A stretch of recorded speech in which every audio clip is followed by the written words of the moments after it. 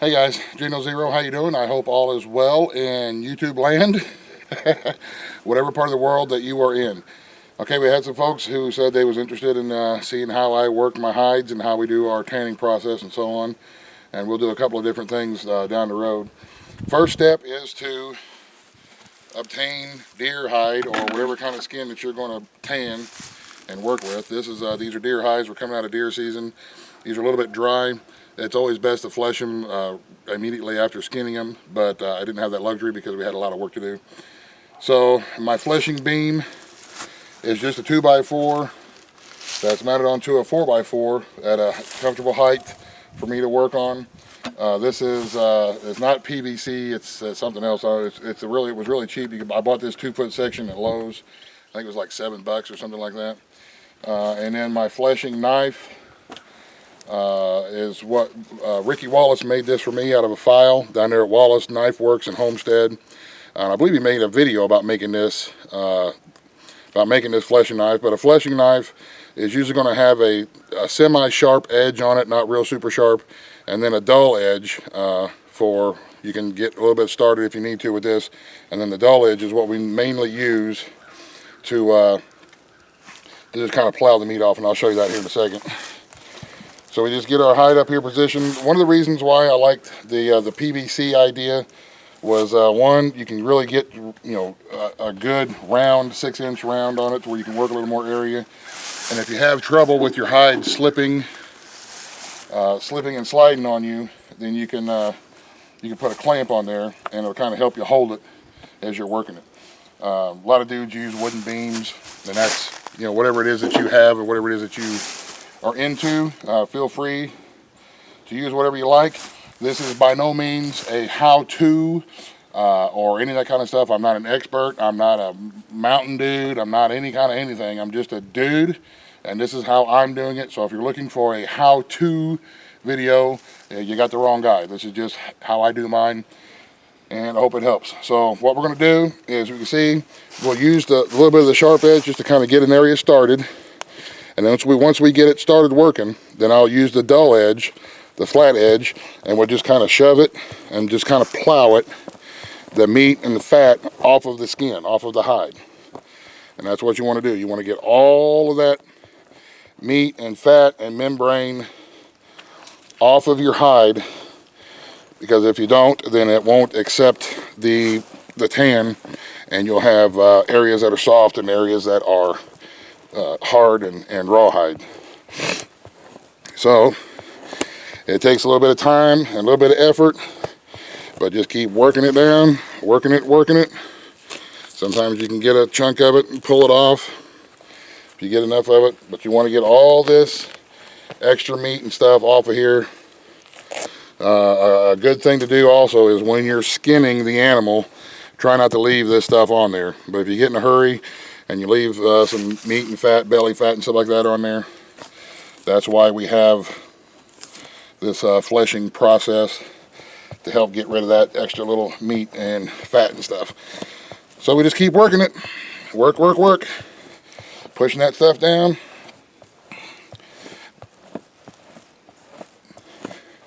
And get your hide nice and clean. We'll want the whole thing to look like this part of it right here. And you'll be able to tell when you've gotten it all. It'll be nice and smooth and clean. So we're going to work this whole hide and get it all good and clean, and then we'll get back with y'all here in a little bit and we'll update you on the progress. Alrighty, we're getting down to the last little bit on this particular hide. It is warm today, and sometimes when he's got these meat and fat left on these hides for a couple of days and it's pretty warm, it may not be too pleasant of a smell, but just remember why you're doing it. And we're doing it so that we can make some things out of these hides, make some buckskin out of them, and hopefully get us a little bit of winter income coming in. And like I said, it's a fair bit of work, but it's just a matter of getting down to it and getting it done. when you get a chance. And going slow at your own pace. Try not to get into a hurry. You don't want to tear any holes or anything that you don't already have in your hide. And just keep on working it. And you see here I'm getting down to the last part of this leg, and it's kind of dry. If it dries out too much on you, don't worry about it too much. You can soak it. You can re-soak it in some water, and then scrape it after everything's wet again.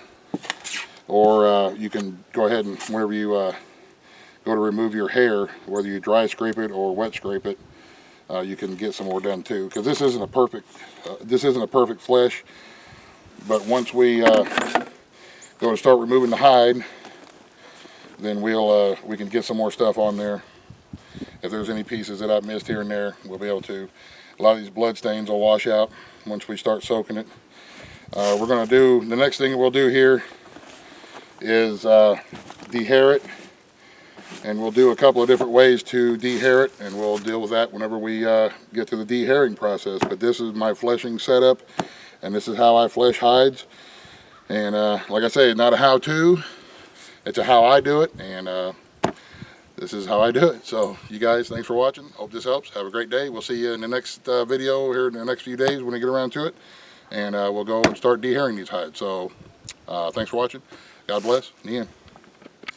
Okay guys, not the end or part 2 or whatever it is that you want to call it. We're going to go ahead and add it on to the little fleshing video. What I'm doing now is I want to try to dry scrape a hide this year. And in order to do that, I got to dry it. So we've got our fleshed hide here. I just got a regular rack that I'm tying strings onto. What I did was I just went around and I cut slots for my string all around the hide, just about a 1/2 inch or so in from the edge.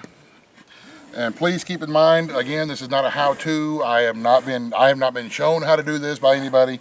This is just stuff that I've tried to learn on my own. I've not been to, like, Crazy Joe's awesome mountain man school of hide stuff or any of that kind of stuff. Right? I'm just a regular dude trying to see if I can do this on my own this particular way. So for those of you who are going to look at my drying rack and say those strings suck or that's a horrible job, just stop it, because I don't know what I'm doing yet. I'm trying to figure it out, and it'll get better as it goes.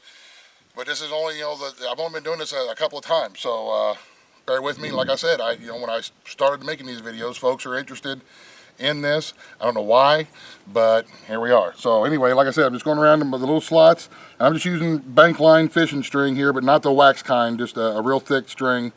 I know some dudes that use baling twine and stuff and just poke it through the hole and run it around. I've been, the last few times the first time that I tried this, I used just regular pieces of string, and it was a lot of work. So what I've been doing is trying to use real long, instead of having like 100 pieces of short string, I'll have like 3 long pieces of string that I can go around, because it seems to be easier for me to tighten it up whenever I get to an area that needs to be tightened or loosened and adjusted. I can do it that way.